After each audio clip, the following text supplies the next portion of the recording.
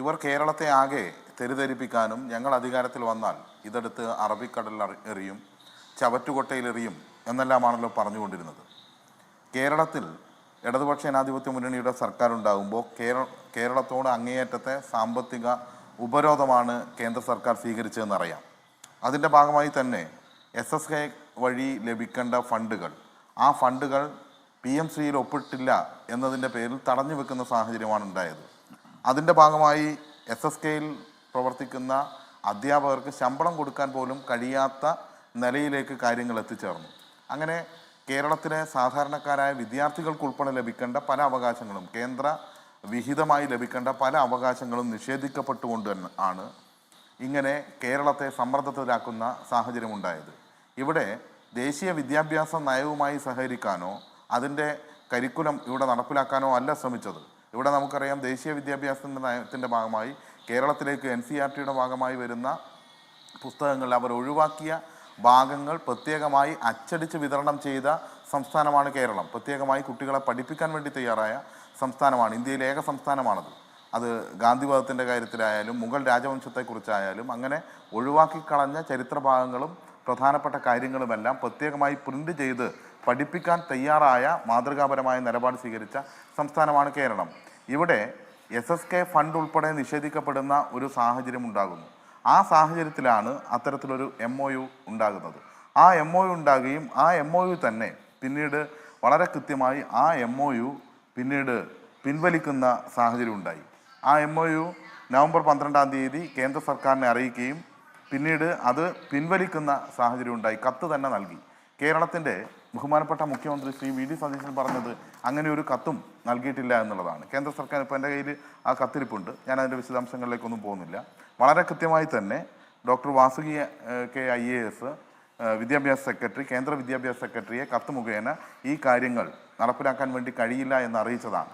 അതിനു മുമ്പ് തന്നെ കേന്ദ്ര വിദ്യാഭ്യാസ മന്ത്രിയെ കേരള വിദ്യാഭ്യാസ മന്ത്രിയുടെ നേതൃത്വത്തിലുള്ള ഒരു ഡെലിഗേഷൻ കണ്ടുകൊണ്ട് ആ ഡെലിഗേഷൻ കേന്ദ്ര വിദ്യാഭ്യാസ നയം ഈ കേരളത്തിൽ നടപ്പിലാക്കാൻ വേണ്ടി കഴിയില്ല എന്ന് കൃത്യമായി പറഞ്ഞു. അതുപോലെ തന്നെ PMCയും നടപ്പിലാക്കാൻ വേണ്ടി കഴിയില്ല എന്ന് കൃത്യമായി പറഞ്ഞു. മാത്രവുമല്ല, ഇതിൻ്റെ ഭാഗമായി തടഞ്ഞുവെച്ച കേരളത്തിന് അവകാശപ്പെട്ട SSK ഫണ്ട് അനുവദിക്കണമെന്ന് പറഞ്ഞു. ഇല്ല എന്ന് പറയുന്ന സാഹചര്യം ഉണ്ടായി, എന്ന് ഉറപ്പിച്ച് പറയുന്ന സാഹചര്യം ഉണ്ടായി. പക്ഷേ പിന്നെയും അതിശക്തമായ രീതിയിൽ നിലപാട് സ്വീകരിക്കുകയും അതിൻ്റെ ഭാഗമായി പിന്നീട് ഫണ്ടുകൾ SSKയുടെ പിടിച്ചു വെക്കപ്പെട്ട ഫണ്ട് പിന്നീട് അനുവദിക്കപ്പെടുന്ന സാഹചര്യം ഉണ്ടായി. ആ ഫണ്ടാണ് ഈ 92.41 കോടി രൂപ SSK ഫണ്ട് ഒന്നാം ഗഡു അനുവദിച്ചു എന്ന് പറയുന്നത്. ആ ഗഡു അനുവദിക്കുമ്പോൾ തന്നെ നമ്മൾ കാണേണ്ടത് വിവിധ യോഗങ്ങളിൽ 2026 മാർച്ച് 27 നടന്ന യോഗം, അതിൻ്റെ മിനിറ്റ്സ് തുറന്ന് 2023, 24, 25 കാലത്തേക്ക് തരാനുണ്ടായിരുന്ന 129.72 കോടി രൂപ, അതിൽ 23.31 കോടി രൂപയാണ് അനുവദിക്കുന്ന സാഹചര്യം ഉണ്ടായത്. ഇതെല്ലാം ചേർത്തുകൊണ്ട് ആദ്യം ഉണ്ടായിരുന്ന 76.13 കോടിയും പിന്നെ മാർച്ച് മാസം അനുവദിച്ച 23.13 കോടിയും ചേർത്ത് 99.27 കോടി രൂപ. നമ്മൾ ഒരുപാട് ചർച്ച ചെയ്ത കാര്യങ്ങളൊക്കെ ഇന്നിപ്പോ പ്രതിപക്ഷ നേതാവ് പറയുകയാണ് MOU എന്ന് പറയുന്നത് കേന്ദ്ര പ്രതിപക്ഷ നേതാവ് അല്ല മുഖ്യമന്ത്രിയും ഇപ്പോൾ രാജീവ് പിന്നാരും പറയുന്നത് പോയ സർക്കാർ ഒപ്പിട്ട MOUവിൻ്റെ ഗതികേടിൽ നമുക്കിത് തുടരുകയല്ലാതെ മറ്റു വഴിയില്ല. നമുക്ക് ചെയ്യാൻ കഴിയുന്നത് എന്താണ്? നമുക്ക് ചെയ്യാൻ കഴിയുന്നത് ഈ പറയുന്ന നിങ്ങളടക്കം ആരോപിക്കുന്ന സംഘപരിവാർ വൽക്കരണത്തിൻ്റെ കൈകടത്തൽ ഭാഗമായി കരിക്കുലത്തിൽ നിന്ന് അവരെ അകറ്റി നിർത്താൻ പറ്റുമോ എന്ന് ഞങ്ങൾ ശ്രമിക്കുന്നു, അതല്ലാതെ മറ്റു വഴിയില്ല. അതിനോട് മറുപടി പറയൂ SK സജീഷ്. നമ്മൾ ബാക്കി കാര്യങ്ങൾ നേരത്തെ ഒരുപാട് ചർച്ച ചെയ്തതാണ്. നമ്മൾ ഞാൻ പറഞ്ഞു വന്നിട്ട് അതിലേക്ക് കടക്കാം. അതെ, അപ്പോൾ നേരത്തെ അനുവദിച്ച ഫണ്ട് ശ്രീ VD സതീശൻ പറഞ്ഞ കാര്യമായതുകൊണ്ടാണ് ഞാൻ പറഞ്ഞത്. 92.41 കോടി രൂപ എന്ന് പറയുന്നത് നേരത്തെ അനുവദിച്ചത് SSK ഫണ്ടാണ്. അതിൽ കിഴിച്ച് ബാക്കിയുണ്ടായിരുന്ന 6.86 കോടി രൂപയുടെയും പിന്നീട് അനുവദിക്കുകയുണ്ടായി. ഇതിൽ നിന്ന് പാസ്സായി വന്ന ഇതെല്ലാം ശക്തമായ സമ്മർദ്ദത്തിൻ്റെ ഭാഗമായി PMCയിൽ ഒപ്പിടില്ലെങ്കിൽ പോലും ഇതെല്ലാം കേരളത്തിന് അനുവദിക്കേണ്ടതാണ് എന്ന ശക്തമായ സമ്മർദ്ദത്തിൻ്റെ ഭാഗമായിട്ടാണ് ലഭിക്കുന്ന സാഹചര്യം ഉണ്ടായത്. ഈ ലഭിച്ച ഫണ്ടിനെ PMC ഫണ്ടാണ് എന്ന് വിശേഷിപ്പിക്കുന്നത് ഒരു മുഖ്യമന്ത്രിക്ക് ഭൂഷണമല്ല. അദ്ദേഹം സത്യസന്ധമായി കാര്യങ്ങൾ പറയാൻ വേണ്ടി തയ്യാറാകണം. മാത്രമല്ല, PMC പദ്ധതി കേരളത്തിൽ ഒപ്പിട്ടു, അതിൻ്റെ കാര്യങ്ങൾ നീങ്ങി എന്നാണ് പറയുന്നത്. PMC മെമ്മോറാണ്ടം ഒപ്പിട്ടതിന് ശേഷം, MOU ഒപ്പിട്ടതിന് ശേഷം ലിസ്റ്റ് കൊടുക്കണമല്ലോ. കേരളത്തിൽ ഏതെങ്കിലും ലിസ്റ്റ് കൊടുക്കുന്ന സാഹചര്യം ഉണ്ടായിട്ടുണ്ടോ?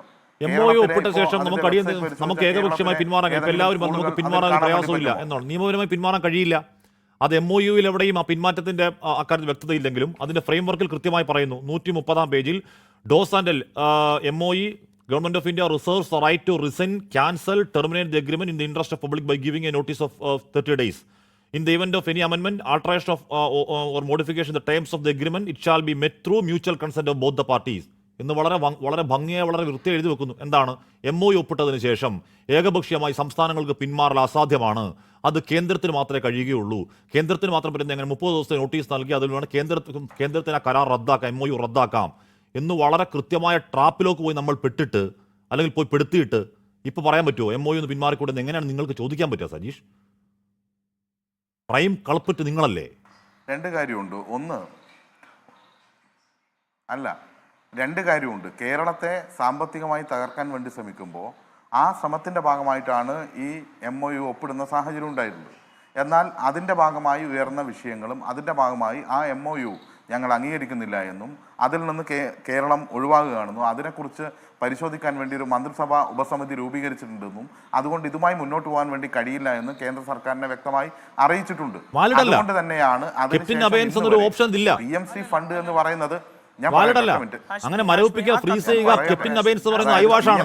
ഫണ്ട് അങ്ങനെ ഒരു ഓപ്ഷൻ അതിലില്ല.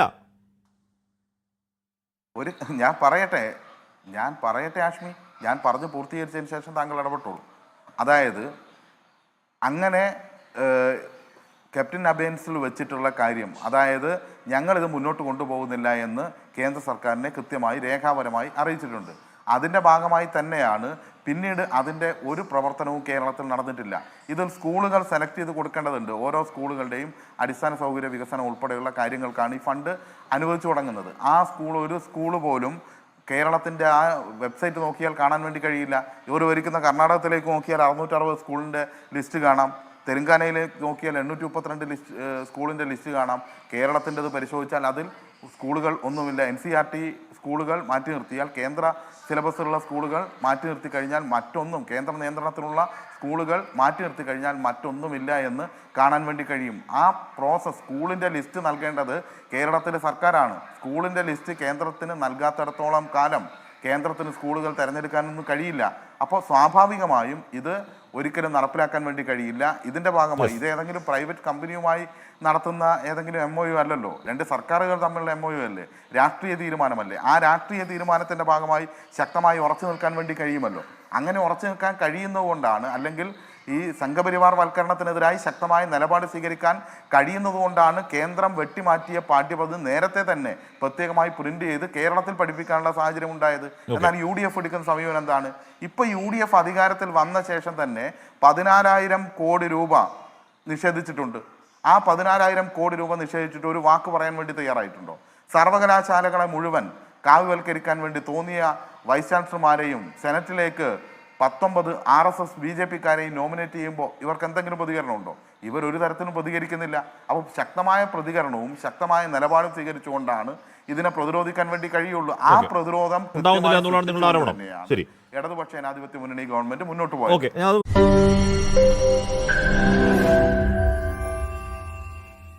ലോകത്തെവിടെയായാലും ഏത് സമയത്തും 24 വാർത്തകളും ഓഗ്മെന്റഡ് റിയാലിറ്റി പാക്കേജുകളും എക്സ്പ്ലെയിനറുകളും വിശദമായി കാണാൻ ഞങ്ങളുടെ YouTube ചാനൽ നിങ്ങൾക്ക് സബ്സ്ക്രൈബ് ചെയ്യാം.